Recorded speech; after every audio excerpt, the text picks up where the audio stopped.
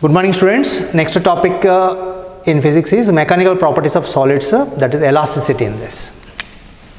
It is a property of the metal which regains, elasticity is a property of the metal which regains its original shape and size if you remove the external force.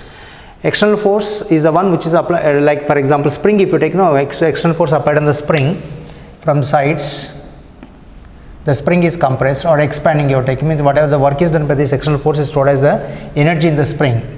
That is a potential energy we can take. And if you take any materials, the force applied per unit area of cross section is called as a stress. And due to the stress applied, the strain is developed. What is strain is? The strain is nothing but the relative changes in the physical dimensions, means change in values, change in length by initial length, change in volume by initial volume. That the ratios of the change in values to the initial values is called as a strain. Strain don't have units and dimensions. It only indicates a deformation produced, changes in the shape taking place is related to deformation produced.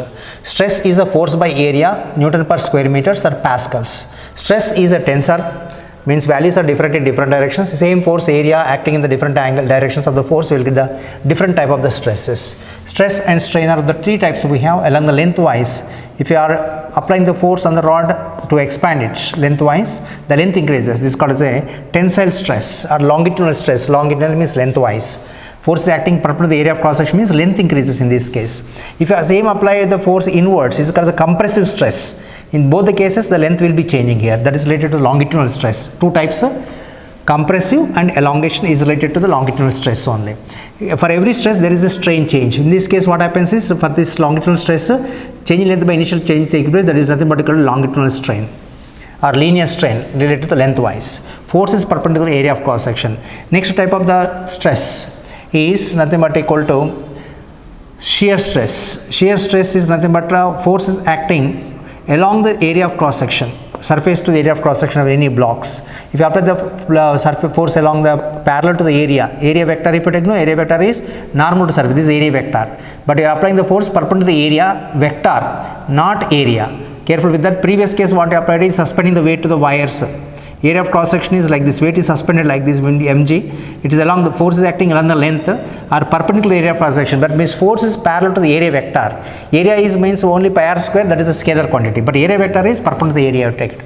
So here force applied along the area means perpendicular to the area vector. Leave this area vector time not required in this case. Now bottom more surface is fixed, then top surface is displayed with some angle with respect to the bottom surface, some displacement will be there. So this is in this case shape only changing, but there is no change in the volumes. This is related to the shear or tangential stress. Corresponding strain is called the tangential strain. Tangential strain is nothing but equal to tan theta. This is a theta. So tan theta is nothing but equal to this lateral displacement of the top layers. That is, you can take it as x, and vertical distance is nothing but equal to y. So tan theta is nothing but equal to x by y.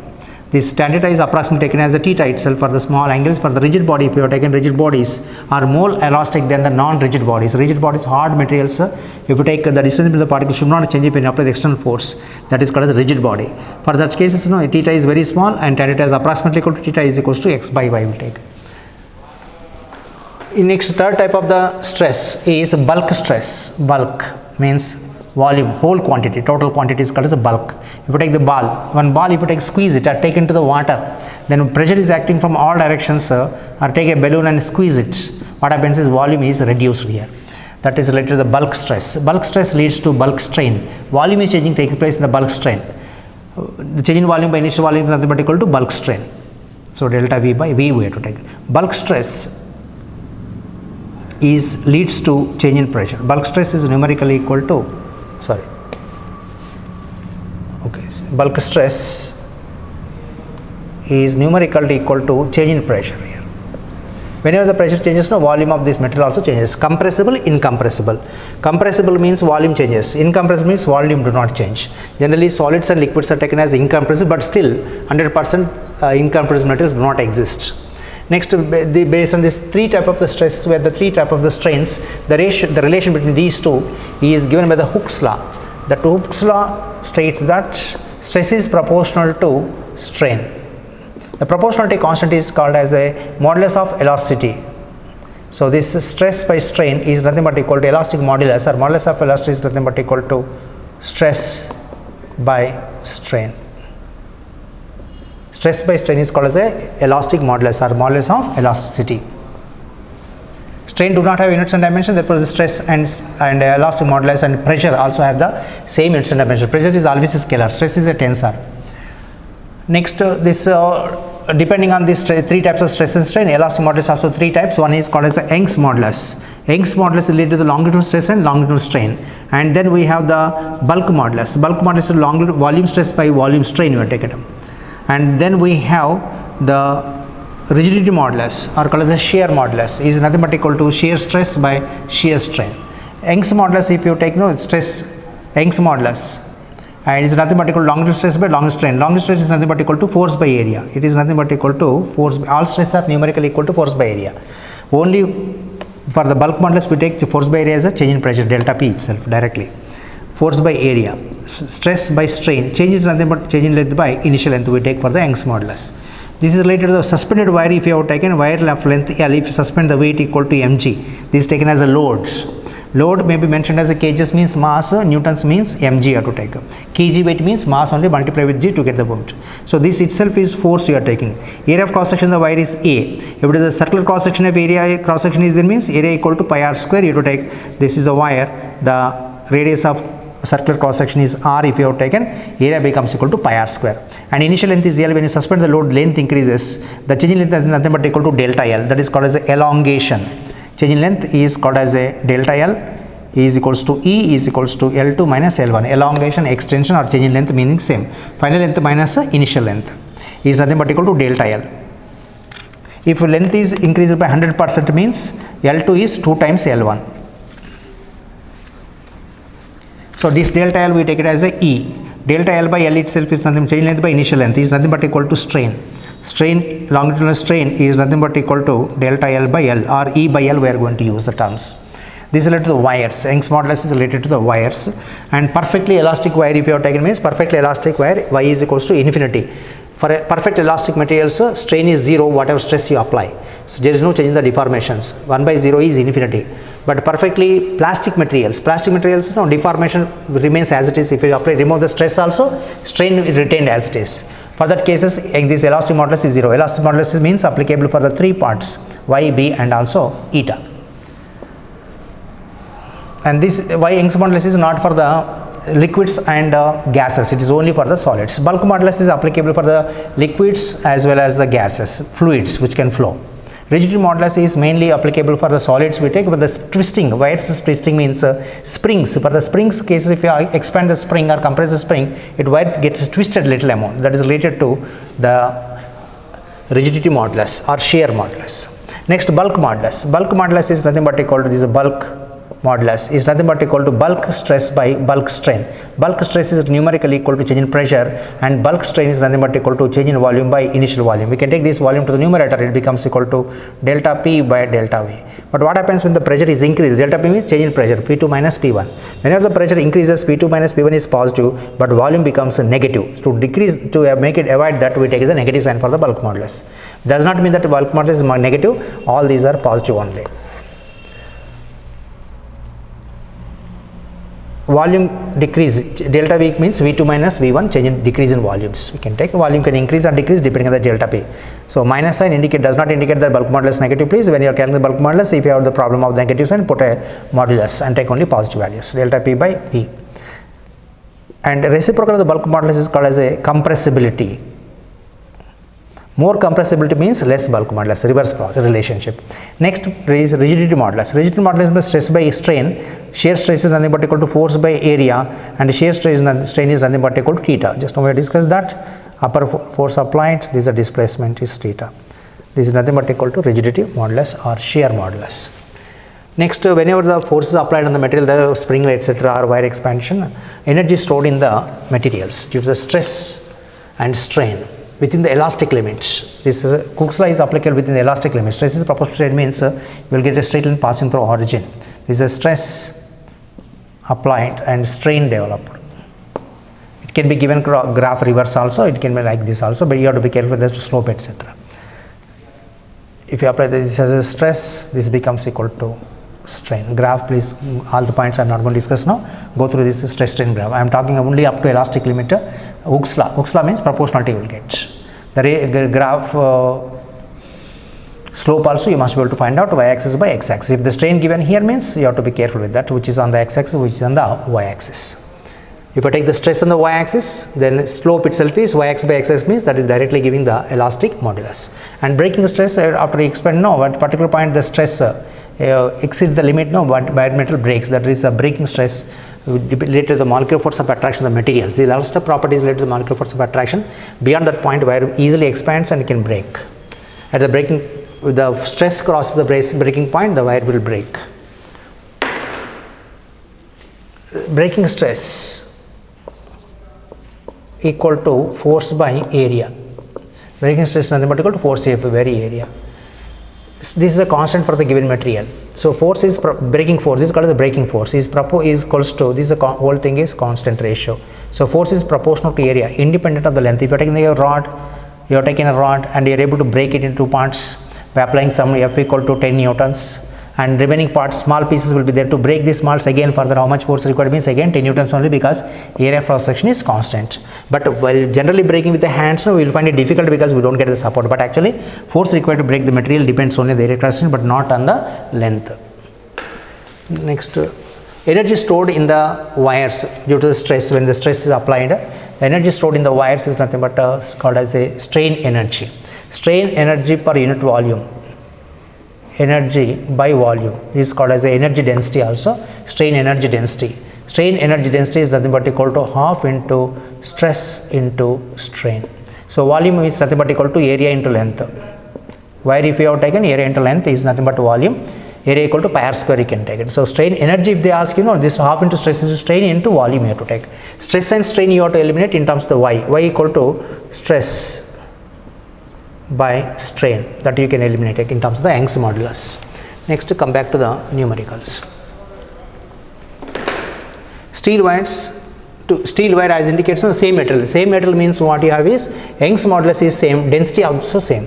Young's modulus and the density same, you will find the same materials. And if it is related to the heat, the specific heat is also constant.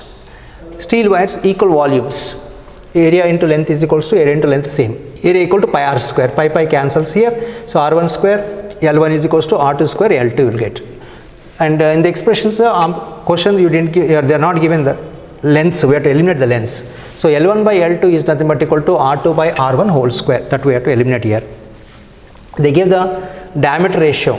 Diameter is twice radius. Circular cross section you have taken.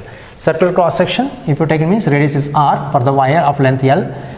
Diameter is 2r. Diameter ratio is equal to radius ratio. Don't need to take again calculation of the radius. Just take the diameter ratio given means that same radius ratio. R1 by R2 is 2:1. And force are equal force they mentioned. Same metal means y1 is equals to y2. Elongation ratio they are asking to find out. Young's modulus y is equals to FL by AE. Here y is constant, F is constant. So E is proportional to L by A you will get. E is proportional to L by A. That means E1 by E2 is equals to L1 by L2 into A2 by A1. But area, this L1 by L2 is from here you will get the ratio. L1 by L2 is R2 by R1 whole square and A2 by A1. Reverse ratio of area, therefore you will get A2 by A1. A is pi r square means R2 by R1 whole square you will get. This is also R2 by R1, this is also R2 by R1, total becomes equal to R2 by R1 whole to the power of 4. But what is given the ratio of the radius is R1 by R2 is 2:1. R1 by R2 is 2:1. Careful with the reverse ratio. We are getting the reverse of this. Means 1 by 2 you will get to the power of 4 is 1 by 16. 1:16 is the answer. Next, 45th question. What is the force required to increase the length of the wire of cross section area A by 1%? Percentage problems are a little more important. Force required, we have to find the force required to increase the length of the wire of cross section. We have to find the force required to increase the length of the wire of cross section area A by 1%. Young's modulus symbolic terms is given. So here the E itself is delta L. E elongation is delta L. Percentage change in the length means change in length by initial length is a percentage change in length. E by L or E by L1 into 100 itself is given as a percentage change as 1%. So E by L becomes equal to 1 by 100. 1 by 100 means 10 to the power of -2. But what they asked is force they asked. Young's modulus formula, basic formula you remember, y equal to FL by AE. So F equal to YAE by L, YA into E by L. E by L from that you get from the percentage calculated as the cursor values. you will get as 1 by 100. So E by L is 1 by 100. Ya into 100 means Ya by 100 you will get. Next 50th question. Young's modulus is given as 200 gigapascals. Young's modulus stress units may be given as, or even the pressure units. Pascals may be given. Newton per square meter also can be given. Giga, mega means kilo means 10 to the power of 3, mega means 10 to the power of 6, giga means 10 to the power of 9. So 200 gigapascals means 200 into 10 to the power of 9 pascals or Newton per square meter. Strain is also given for you as 4 into 10 to the power of minus 3. No units for the strain, no units and dimensions. Stress you have to find out. Young's modulus is stress by strain. So stress is equals to Y into strain. Y is this value into strain, 4 into 10 to the power of minus 3. The result is 8 into 10 to the power of 8 Newton per square meters or pascals. Next 55th question. Compressibility of water is given per unit atmosphere. This unit you have to be careful. Per unit atmosphere means pressure it is, pressure units. Initial volume is V1 100 cc. You are asked to find out the and pressure exerted, delta P. It's actually pressure is changed is 100 atmospheres. What is the decrease in volume? You have to find out the decrease in volume. Formula for the bulk modulus is change in pressure by stress by strain. Bulk stress is delta P only. Bulk strain is delta V by V1. V1 take it to the numerator, so delta P into V1 by delta V is nothing but equal to bulk modulus. Compressibility is given means bulk modulus is inversely related to the compressibility. This C is compressibility. Compressibility. We are asked to find out the delta V. So change in volume becomes equal to this delta V. Delta V becomes equal to delta P into V into C. Don't bother about the negative sign, please check up only the minus sign. Minus indicates here delta V negative means what the volume is decreasing you will get. Delta P into V1 into C. Delta P is value is 100 atmospheres, V1 is 100 cc initial volume and bulk modulus is, compressibility is 4 into the power of minus 5 per atmosphere. Carefully the units. Here it is atmosphere units will be cancelled. So remaining units will be in the cc only. Cc means centimeter cube you will get. 4 into 10 to the power of minus 5, this 10 to the power of 4 you will get 10 to the power of minus 1 means 0.4 centimeter cube is the answer. Next 60th question. Breaking stress is given by the value for the wire 10 to the power of x Newton per square meter. That means if whenever the stress exceeds this limit, wire becomes very thin and kink is developed before breaking the wire. Kink means small break like this, weak point somewhere and the molecular force of attraction is weak. That area kink is developed and gradually weight increases means the wire will break. But without suspending the load, heavy load wire if you have taken like cables used for the construction of the bridges, their heavy thick wires are used. They have very large density and also weight. So because of its own weight, wire may expand or length increase or it may break also. So you are given a wire of density equal to 3 into 10 to the power of 3 kg per cubic meter and it can break when the stress exceeds 10 to the power of 6 Newton per square meter. Then what is the maximum length we can have so that it won't break, or what is the minimum length required to break? Meaning is similar place, maximum length they may give so that it won't break, or they may give it as a minimum length just to break, meaning is similar. So stress is equals this density. Density is nothing but equal to mass by volume. Volume means area into length. Breaking stress is nothing but equal to stress is any stress is force by area only. Same as even breaking stress also equal to force by area. Force is nothing but equal to weight mg. You are taking which mg, weight its own weight acting from center of mass of the wire, from the half of the length of the wire that weight acts. That is weight itself is mg, force by area. Substitute the value here, mass from here to here or here to here, it will get the expression for length L. L is nothing but equal to sigma by rho g you will get. Substituting the values you will get the length as 33 meters. If you take the 33 meters of this particular wire, it breaks on its own weight. Next 33 plus meters. 61 question number. Strain is given as a percentage strain, that means change in value is length by initial length. The percentage strain is 0.05. Percentage change in the initial length into 100% is equal to 0.05 percentage. That means E by L becomes equal to 5 by 0.05 by 100 means 10 to 5 into 10 to the power of minus 4 you will get as this strain E by L. Young's modulus is given as 20 to the power of 11 Newton per square meter. This is for the steel. We are asked to find out what is the energy stored per unit volume when the stress is applied, the wire expands. So inside the energy is stored within the elastic limit means if you remove the stress, so for example I have taken a wire, suspend the loads. If you increase the load, length increases. If I remove the load, again length decreases to the previous value. That means metal is showing the elastic property that is related to the within the elastic limit. But if you cross the particular limit called as a yield point, the metal becomes a plastic property, shows the plastic property. When it shows the plastic property, if you remove the weight also, length decreases by some amount, not the same amount as expanded. The decrease by some amount and the remaining strain is retained. That retained strain is called as a permanent set.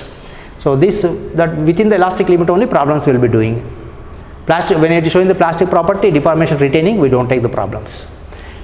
So here in this case, energy per unit volume, whenever the stress is applied, the length increase means energy is stored in that is the form of the potential energy when they are showing the elastic property.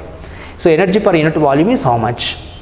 That is called as the energy density or strain energy density. Strain energy density or energy per unit volume is nothing but equal to half into stress into strain. If they ask energy, this half into stress and strain into volume you have to take. What is volume? Volume equal to area into length. Half into stress and strain, but you are not given a stress, you are given only strain and Young's modulus. So Young's modulus is stress by strain. You have to eliminate the stress. Stress is equal to y into strain. So y into strain is y into strain square. You will get a substitute value of the Young's modulus here. Young's modulus 2 into 10 to the power of 11 into strain is 5 into 10 to the power of minus 4 square. You have by substitution you will get the value as 25 into 10 to the power of 3 joule per cubic meters. Energy density, pressure, stress, all elastic modulus have the same dimensional formulas, but the energy density units we take as joule per cubic meter.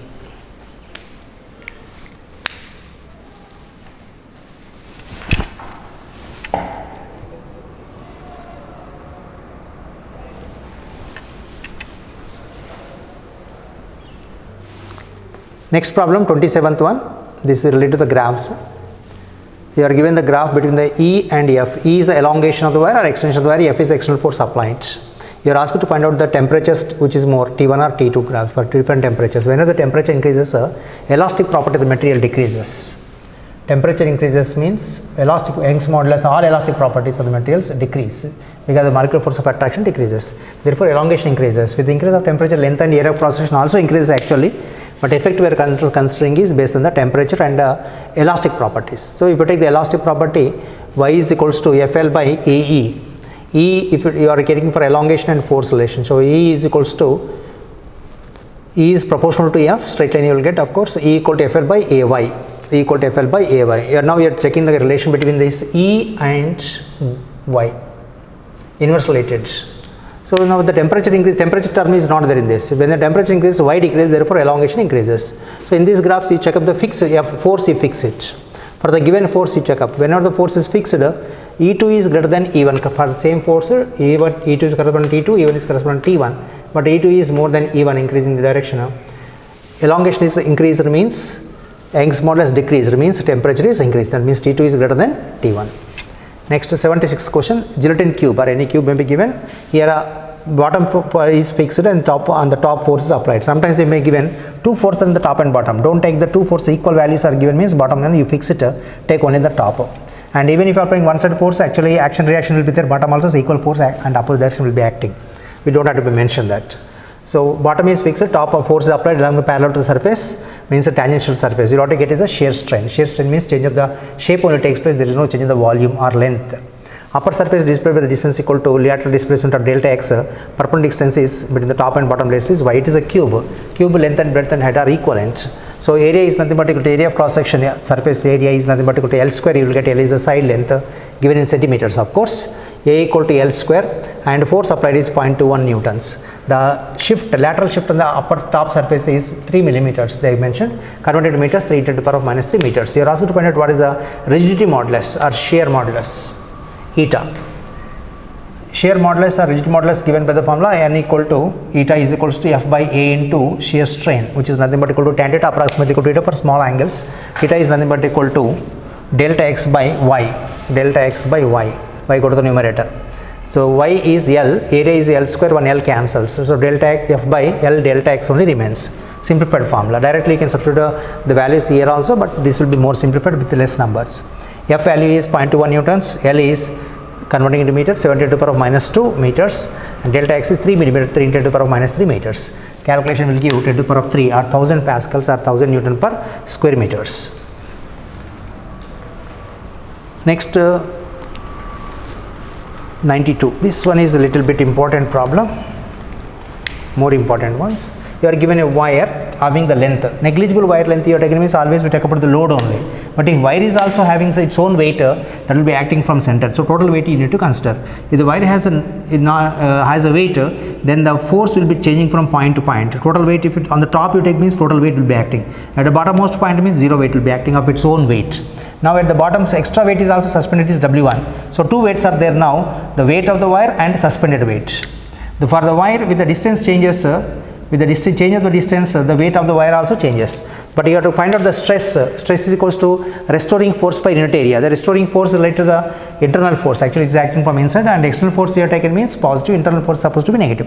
The restoring force is the force which is trying to restore the initial shape and size when the external force is removed. That is continuously acting equal to internal force equal to external force. Restoring force equal to external force as long as the metal is showing the elastic property. So at the distance equal to x from the bottom, what is the stress they asked at this point? Total length of the wire is L, so weight is proportional to length for the uniform thickness. And at the distance x equal to 3L by 4, at distance from the bottom end, what is the stress they asked? So weight of the wire is proportional to length, the total weight is proportional to total length, and the weight W for the distance x equal to L by 3L by 4, the weight is W prime. We want to get W prime for the given length, for small length from the bottom. W prime is nothing but equal to, you will get as 3 by 4th of W. 3/4. Proportional to length means, total length is L means, for the length 3/4, weight is also 3/4 only. Directly you can take from this, 3/4 of the W is the weight from the distance of weight of the wire for the length equal to x from the bottom. Next, stress is equal to force by area. Total force you have to consider, the force acting on the wire is weight, that is W1 plus the weight of the wire. W1 plus weight of the wire. W1 plus weight of the wire is W prime. W prime is nothing but equal to 3/4 of W, just now we calculated. So W1 plus 3/4 of W by S. S is a symbol given for the area of cross section, by S you will get. Next 93 question. This 93 question number is not for the case set, this is for mainly for the JEE purposes. You are given a rod, light rod of length L is equals to 2 meters and suspended at the end points. Actually it is a given extension, but these wires are at the end points. One is a steel wire, another is a brass wire. Steel area of cross section is AS, brass area of cross section is AB, and Young's modulus is YS, and Young's modulus for the brass is YB. Wires have the equal length. Steel wire and brass wire initially have the equal length and suspended with the rod AB, and to this rod one weight is suspended, that is mg. So if the rod uniform thickness is given, that will be, its weight also will be there at the center of gravity, but you are taking additional weight. The weight of this rod AB is neglected, light weight, and extra weight acted suspended at the distance equal to x from left end A, from point O. And you are asked to find out what is the value of distance x from one end in the diagram, so that these two wires are the equal stress and other condition is equal strains. X for equal stress and strain you have to find out. About point O, you have to apply the laws of parallel forces. Upward force equal to downward force, and moments if you take clockwise moments equal to anti-clockwise moments. So upward force equal to downward force means upward force is nothing but tensions in the wire. So TS and TB. TS plus TB is supposed to equal downward force is nothing but equal to mg. And law of movements, if you take clockwise movements about this point O, this TS is trying to rotate in this direction and TB is trying to rotate in the opposite directions. So moment of force, law of movements means moment of force, means torque only. The force TS into x is supposed to be equal to TB into remaining distance L minus x. TS into x equal to TB into L minus x. So TS by TB equal to L minus x by x. This relation you need to take first. And next for the conditions, they may not ask both conditions, they may ask only one condition actually out of these two. Equal stress. For the equal stress, if you have taken, stress is equal, stress is force by area. That means for this force is a tension itself, Ts by its area is supposed to be equal to TB by its area. Ts by TB should be the same equal stress means same stress. What is that? This Ts by AS is equal to TB by AB. So Ts by TB, tensions ratio if you taken, what you get here is, because we require the substitution in terms of the L and X, Ts by 2B cross section if you take AS by AB you will get. AS by AB is supposed to be equal to L minus x by x. But AS by AB substitution you take, AS is 0.1 centimeter square, AB is 0.2 centimeter square. Units you don't have to convert, in the ratio they will be cancelled. So 0.2 1 by 0.2 is equals to L minus x by x. L itself is length of the rod AB, that is 2 meters. 2 minus x by x, this may be given centimeters, units will be cancelled, and cross multiply and analyze this, manipulate the expression, you will get a x equal to 4 by 3 meters, that is 1.33 meters. Next point is equal strain. If you want to take the equal strain for these two, strain is nothing but equal to change in length by initial length, but its elongation by length is the equal strain.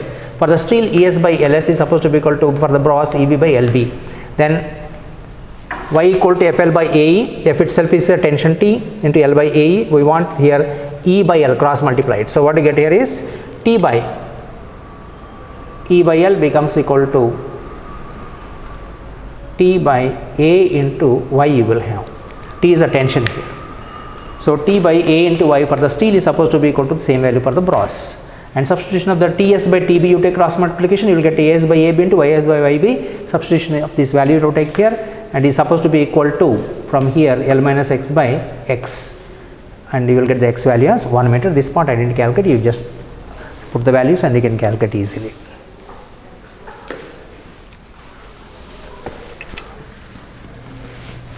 And a few more points. If you fix the rod between the two ends and heat it, if you fix the rods between the two ends, or you can fix it between the two walls, and if you heat it, area of cross section is A, length is L, and you are heating it.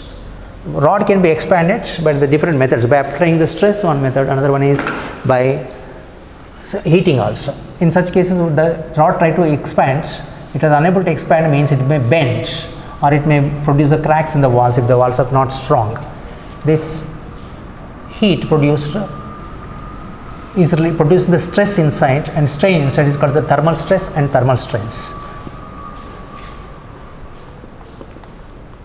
Thermal force F equal to YA into alpha into delta theta. Delta theta is a change in temperature, and thermal stress is nothing but equal to force by area is Y alpha into delta theta.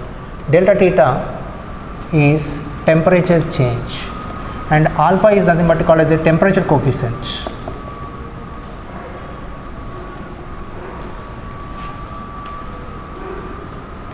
You can take it as a linear expansion coefficient.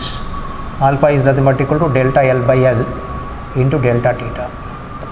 It is called as a linear expansion coefficient with the temperature changes.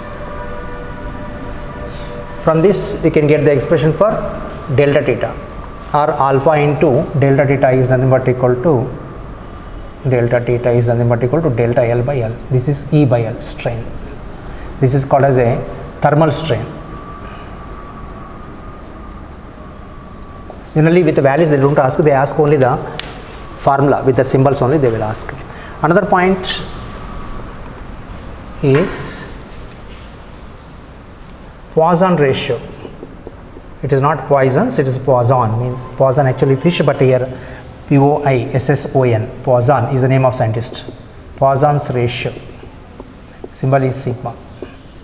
Sigma is nothing but equal to lateral strain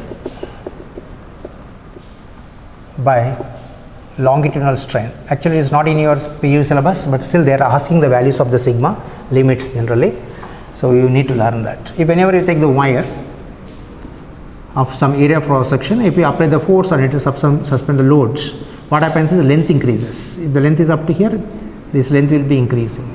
Whenever the length increases, the thickness decreases, means area of cross section decreases. If L increases, area of cross section decreases, because volume equal to area into length should be remaining constant in the general cases. The change in diameters, this lateral strain means this is nothing but equal to change in diameter or change in radius by initial radius. This is called as a lateral strain, and longitudinal strain means change in length by initial length. That is called as a Poisson ratio. And terms what you are getting, most of the terms what you are getting in this topic are not vectors, not scalars, they are called as the tensors. This sigma is also a tensor only. Sigma values, practical values and theoretical values, two types of values are there. Theoretical values are from -1 to 0, and practical values are from -1 to 0.5. Practical values are 0 to 0.5. 0.5 is for rubber. 0.5 is for rubber. Apart from this, That is the maximum value we can take for the sigma. And there are some synthetic materials where the length increases means then area of cross section also increases. There are only few artificially created materials, that is not of much important. And sigma, Young's modulus, bulk modulus relations are there. Most probably they don't ask for the K set, but maybe ask for the JE main possibility is there. And you have to know elastomers. Elastomers are the materials which do not obey Hooke's law. Stress is not proportional to strain, therefore the graph is a curve, not a straight line, and they don't have a breaking stress, breaking point. That Aryabhata point and rubber are taken as examples for that. Apart from that, you must know the invar. Names taken for invar steel, it's called as invariable. It is a alloy of the steel and nickel. Steel and nickel.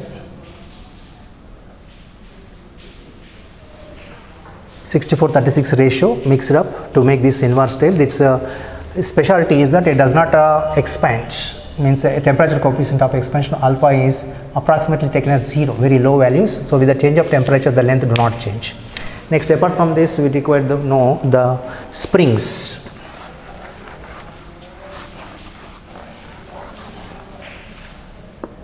Spring, rubber, etc. If you check up, rubber can generally taken for the rubber string means compression we don't take. Spring expansion, compression we take the same relationship. Compressed by the distance equal to x, or expansion by the distance equal to x. The energy stored is nothing but equal to energy.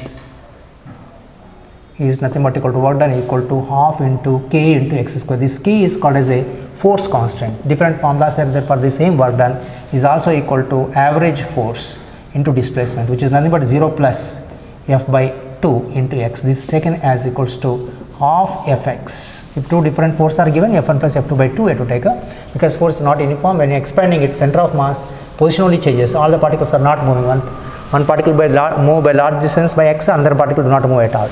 Next, this f is equals to, f is proportional to expansion contraction x. If you remove the proportionality, you will get constant that is called as a force constant k, or spring constant, or also called as the stiffness constant. If it is you are taking the external force, you take it as a plus. If it is a restoring force, take it as a minus. If you are applying the force from outside, internal force opposing it. So inside force means restoring force, you take minus, it comes. External force means plus comes. K is units are k equal to f by x means Newton per meter you have to take up. So substituting this k equal f equal to kx, you will get as half kx square. And k depends on the depends on Young's modulus of the material of the which is used to make the spring, and its area of cross sections, and also number of turns, and also length, and also rigidity modulus. The spring also twisted by small amount. So k and L relation generally we given with problems. The k spring constant is inversely proportional to length. The more spring constant, more stiffness, means hard materials. Stiff spring has high k value, large k values. K is inversely proportional to length. That means if it is cutting the spring, then what happens to this k? Cutting the spring means length will be reduced, so k increases. So KL is equals to constant. If the spring is cut into parts L1 and L2, total length is L, is supposed to be equal to L1 plus L2. Then that case k is constant. For this constant is K1, and for this constant,